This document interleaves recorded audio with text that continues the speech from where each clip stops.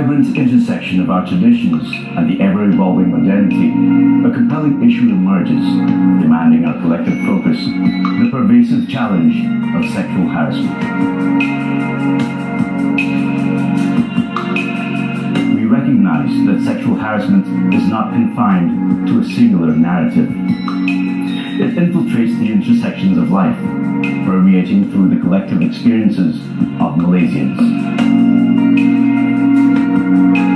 Sexual harassment is defined as unwelcome conduct of a sexual nature. Now, this includes behaviors that deeply affect one's dignity, regardless of their form, leaving a significant impact both physically and mentally.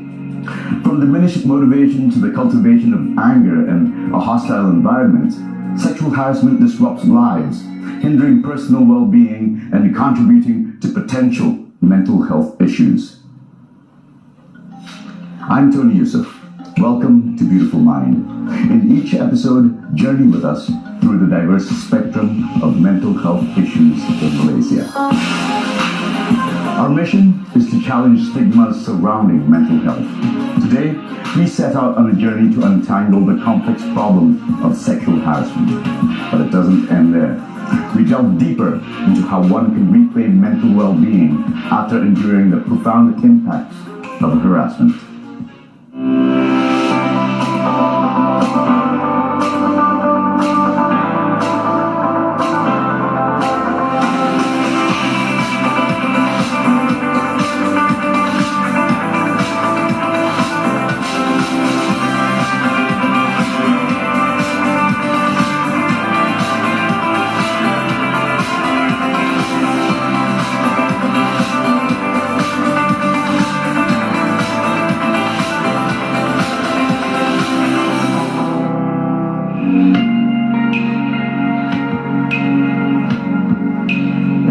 Discussions in sexual harassment, the scope has expanded beyond female victims, with reports revealing that male individuals are also increasingly coming forward about workplace sexual harassment. According to a recent survey by the Women's Aid Organization in Malaysia, 62% of 1,010 Malaysian women experienced workplace sexual harassment this year alone. Recent data also indicates a rise in sexual harassment reports filed by men. 28% of the 1,486 complaints lodged through social support centers involving male victims. The psychological impact of sexual harassment is enormous. It can affect a person in every aspect of their life, from functionality at work to mental health issues, and also it can affect family issues, affect the person at home, can affect their marriage, can affect their children. So it is a small word, sexual harassment, but with a very, very big impact on the human psyche, if I may say. I think the key thing would be a feeling of discomfort when they are in a particular situation. It does not have to be directly sexual. It can be just discomfort, feeling that their personal boundaries have been crossed.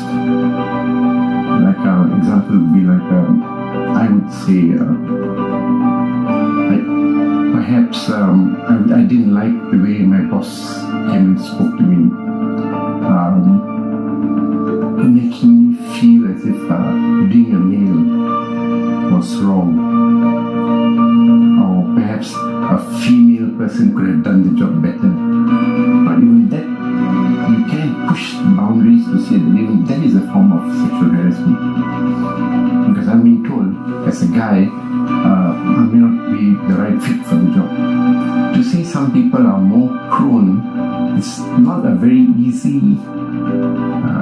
category to make, because it also depends on the severity of the impact. So yes, everybody is prone. Some people just may not be aware that it's happened. Some people may be so used to it that they just don't know their rights.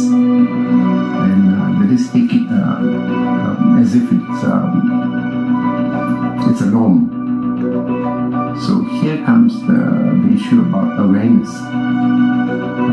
They have to be aware of what their rights are, and they have to be aware of what the boundaries are, the personal boundaries are. Just the feeling of discomfort. Something is not right. I had a meeting with somebody and I just felt violated. I felt disrespected. And that disrespect was laced with a bit of gender issues. So that would be the light and slight suggestions that there might have been an element of sexual harassment, all the way to the extreme of physical harassment, which is touch-up. While sexual harassment is an issue affecting both men and women, women are more frequently victimized, particularly in environments where patriarchy is deeply ingrained as a cultural value. In August of 2018, we were shocked by news reports of a case of sexual harassment involving a specialist doctor who was also the head of a department at a hospital in the Klang Valley. 10 victims of harassment and 7 witnesses came forward to testify in this case.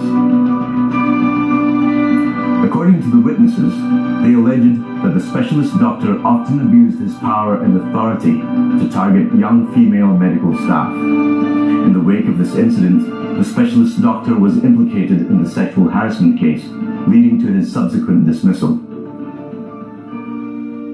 Now, sexual harassment basically would mean violation of a person's boundaries with regards to their gender.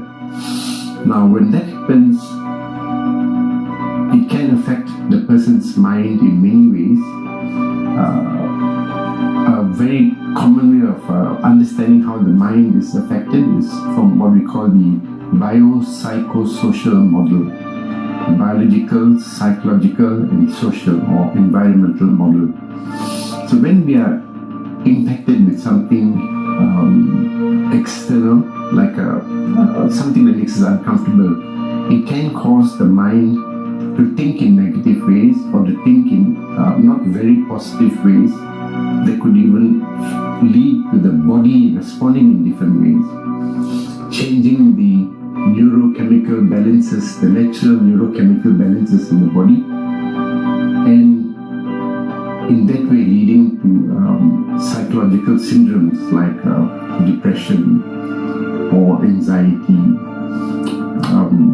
behavioral changes, withdrawn behavior, loss of functioning, inability to perform at work. And in extreme cases, I wouldn't say actually extreme, but in some cases even, it can lead to extreme feelings of trauma